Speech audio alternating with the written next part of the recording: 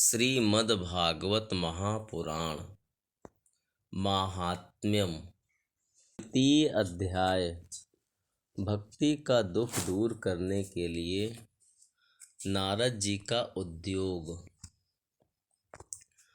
श्लोक क्रमांक 38 के पश्चात। हाहाकारो महानासीत् त्रैलोक्ये विस्मयावहः वेद वेदांत घोषैश्च गीता पाठैर्विबोधितं भक्ति ज्ञान विरागाणां नोदतिष्ठत्रिकं यदा उपायो नापरोस्तीति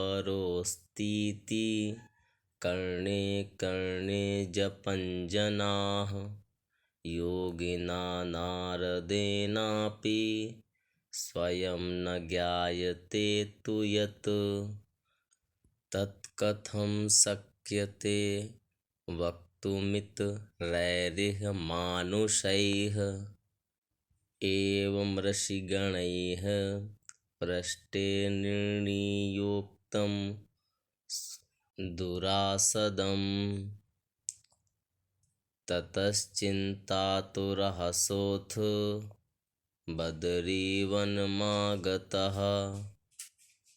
तपश्चरामि चात्रेति तदर्थं कृतनिश्चयः तावद्ददर्श पुरतः सनकादीन् मुनीश्वरान् कोटिसूर्यसमाभासानुवाच मुनिसत्तमः नारद उवाच इदानीं भूरिभाग्येन भवद्भिः सङ्गमो भवत् कुमारा ब्रुवतां शीघ्रं कृपां कृत्वा ममोपरि भवन्तो योगिनः सर्वे बुद्धिमन्तो बहुश्रुताः पंचहायन संयुक्ता पूर्वेषामपि पूर्वजाः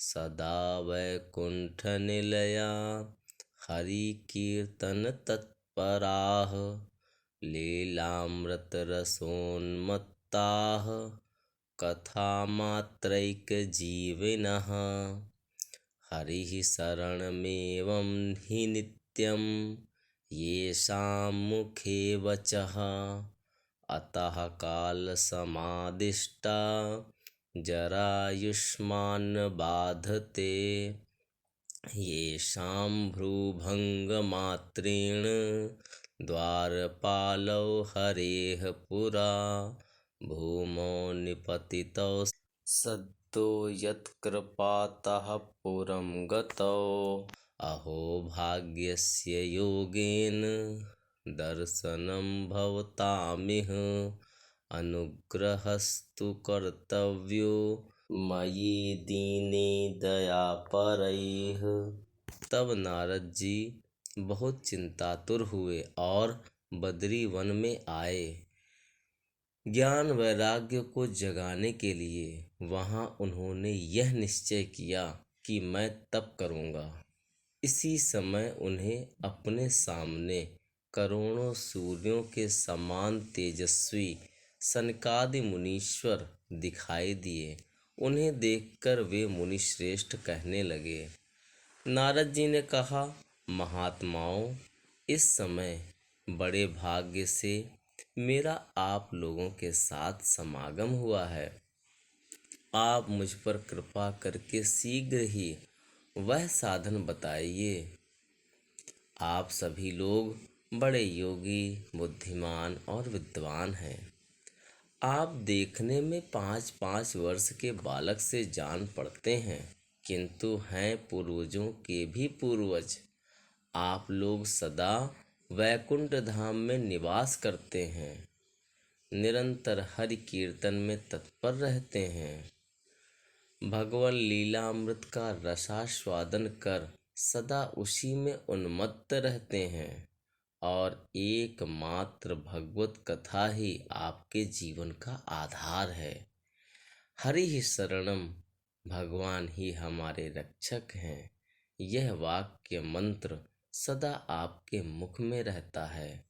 इसी से काल प्रेरित वृद्धावस्था भी आपको बाधा नहीं पहुंचाती। पूर्व काल में आपके भ्रूभंग मात्र से भगवान विष्णु के द्वारपाल जय और विजय तुरंत पृथ्वी पर गिर गए थे और फिर आपकी ही कृपा से वे पुनः वैकुंठ लोक पहुंच गए। धन्य है, इस समय आपका दर्शन बड़े सौभाग्य से हुआ है।